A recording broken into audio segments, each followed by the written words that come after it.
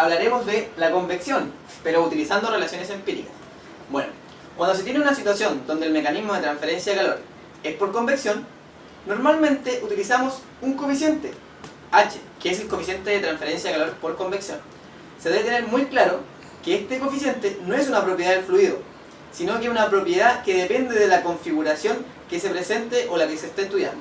Es por eso que en gran cantidad de casos este coeficiente se encuentra tabulado, dependiendo de la situación que se quiera analizar.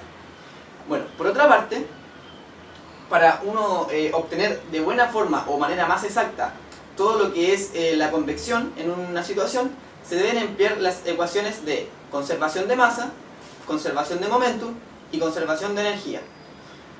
Bueno, la primera ecuación, que es la conservación de masa, se debe tener claro que es una sola ecuación, ya que es escalar. En cambio, la conservación de momentum es una ecuación que está presente en las tres coordenadas, tanto para el eje X, Y y Z. Finalmente, la ecuación de energía, al igual que la ecuación de conservación de masa, es una escalar. La dificultad que tiene la solución de estas ecuaciones antes nombradas es que se tienen incógnitas. En primera parte, el perfil de temperatura, las presiones, los esfuerzos viscosos, la densidad, el calor específico y la conductividad térmica del fluido. Y además, el perfil de temperatura el cual se está buscando. Bueno, la solución analítica de estas ecuaciones, en la mayoría de los casos, es tediosa. Y en otros, no siempre es posible solucionarla, teniendo que introducir simplificación del problema para así poder aproximarnos a una solución.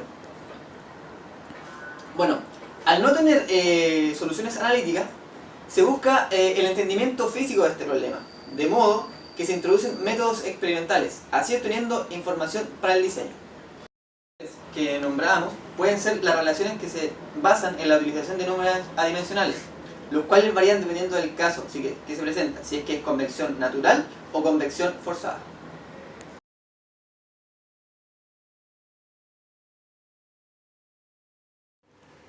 Para el caso de convección forzada, se tienen relaciones entre el número de Reynolds, que establece la relación entre las fuerzas inerciales con las fuerzas viscosas, el número de Brandt, el cual es el cociente entre la viscosidad cinemática y la difusividad térmica, y finalmente el número de Nusselt, que es el cociente entre la transferencia de calor por convección con la transferencia de calor si ésta sucediera solo por conducción.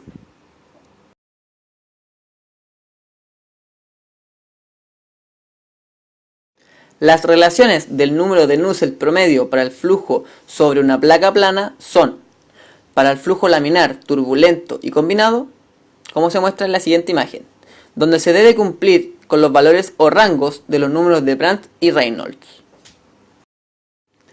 Cuando una placa plana se sujeta a un flujo de calor uniforme, el número de Nusselt local queda dado por: para flujo laminar y para flujo turbulento. Ambos deben cumplir con los rangos que presenta el número de Brandt y el número de Reynolds.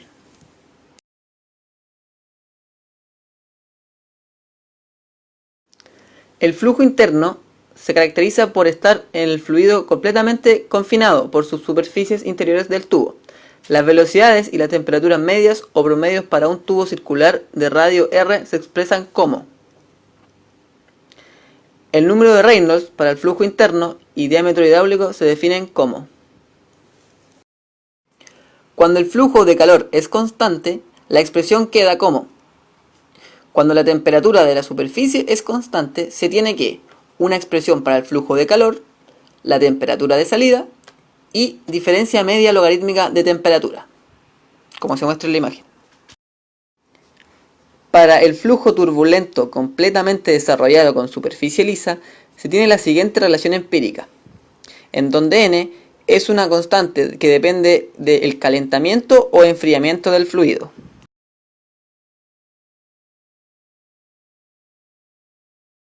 Para el caso de convección natural, los números adimensionales utilizados son el número de Brandt, Nusselt, los cuales fueron explicados anteriormente, Grachov, que es el coeficiente entre las fuerzas de flotación y las fuerzas viscosas que actúan en el fluido, y el número de Rayleigh, que establece la relación entre los números de Grachov y Brandt.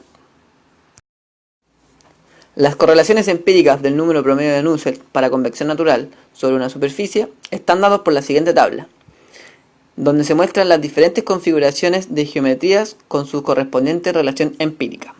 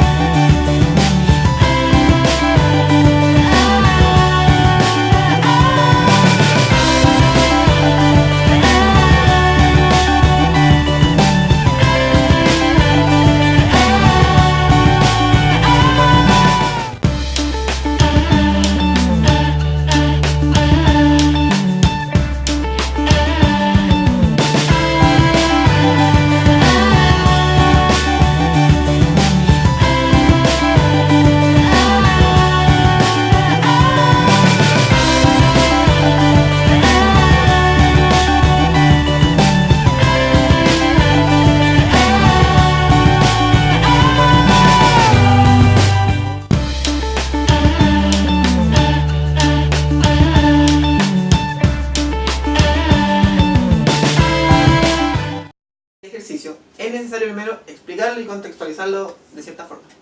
Tenemos una tubería la cual está sumergida en agua. Nos dan el coeficiente de convección del agua. Por dentro de esta tubería fluye aire, el cual entra a una temperatura de 50 grados Celsius y a una velocidad promedio de 7 metros por segundo.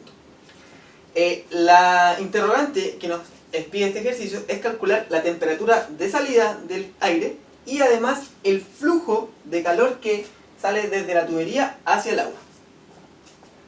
Tenemos una velocidad media de entrada del aire, podríamos estar en presencia de un caso de convección forzada interna, con los siguientes supuestos. Estacionario, la temperatura de la superficie del tubo es constante, es decir, 10 grados Celsius a lo largo de todo el tubo, y no se considera K del tubo. Bueno, prosiguiendo con el ejercicio, calculamos una temperatura promedio del aire, que va a estar en el interior del tubo, el cual va a ser la temperatura de entrada y la temperatura de la superficie del tubo, el cual nos resulta 30 grados. Con esta temperatura podemos obtener las propiedades que va a tener el aire en ese instante. Va a ser la densidad de este valor y el Cp este valor. Luego podemos calcular el flujo másico por la siguiente fórmula, en donde se tiene que AC es el área transversal al flujo, el cual nos da el siguiente resultado. Con esto podemos calcular la temperatura de salida que tiene el aire en la salida del tubo, el cual viene dado por la siguiente expresión y nos resulta de 14,84 grados Celsius, que es una de las primeras interrogantes que nos hace el ejercicio. Luego podemos ocupar la fórmula que mencionábamos en la explicación del video de la diferencia media logarítmica de temperatura, el cual está dado por la siguiente fórmula y nos resulta de un valor de 16,65 grados Celsius.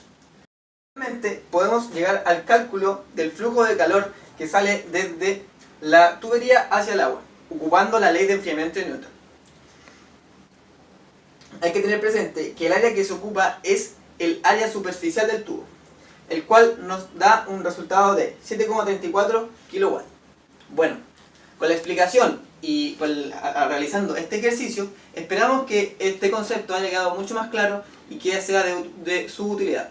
Los esperamos en los siguientes videos.